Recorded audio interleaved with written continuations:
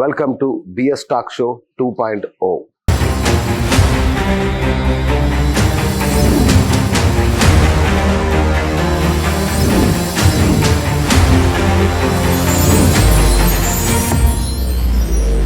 మీరేదో రక్ష కడితేనే సకల దోషాలు పోతాయి, సకల రోగాలు పోతాయి అనే ఒక నమ్మకం అంతటా వ్యాపించింది.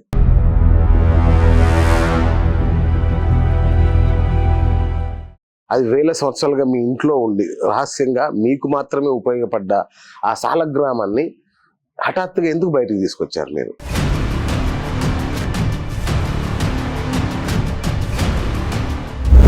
ఆ అదృష్టం నిజంగా నాకే కలిగింది. బహుశా అందుకే దేవుడు నాకు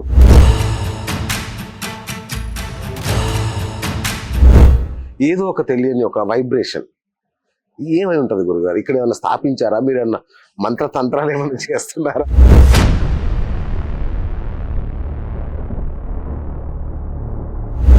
అనకూడదేమో, అనొచ్చో తెలియదు, కానీ రాముల వారి దగ్గర ఎంత జనం ఉన్నారో నడవలేని వారు కూడా నడుస్తారు అన్న మాట వింటే ఇది కొంచెం అతిశయోక్తిలాగా అనిపించింది. నిజమా గురుగారు? అంటే ఇంకా విన్నాను, అంటే సంతానం కలుగుతుంది ఇక్కడ వచ్చి ముడుపు కడితే.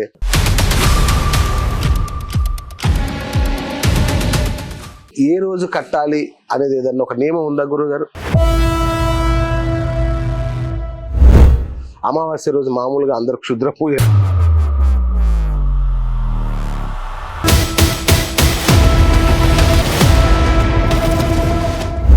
అంటే మీ పూర్వీకుల ఆస్తులు ఏమన్నా ఎమ్మెల్యేలు, ఎంపీలు లాంటి వాళ్ళు గుప్తంగా వచ్చి మీ ఇంట్లో కూర్చొని ఏమన్నా విరాళాలు అట్లా వస్తున్నాయి గురుగారు? అంటే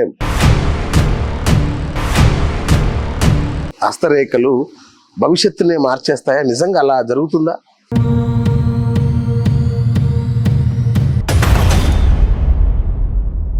చెప్పొద్దు, తప్పు కానీ బ్రాహ్మణులు ఇంకొంచెం ఎక్కువ పాటిస్తారు కుల వివక్ష.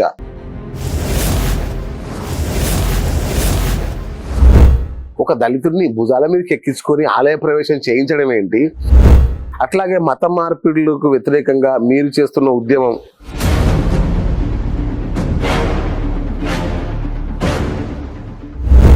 ఆడపిల్లల విషయంలో కూడా ఒక ప్రత్యేక శ్రద్ధ. మీరు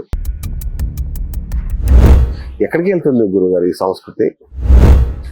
మనిషిలాగా బతకాలి అంటే ఏం చేయాలి గురుగారు? మీ జీవితాశయం ఏంటి గురువు? ఎవరు స్వామి మీరు అసలు?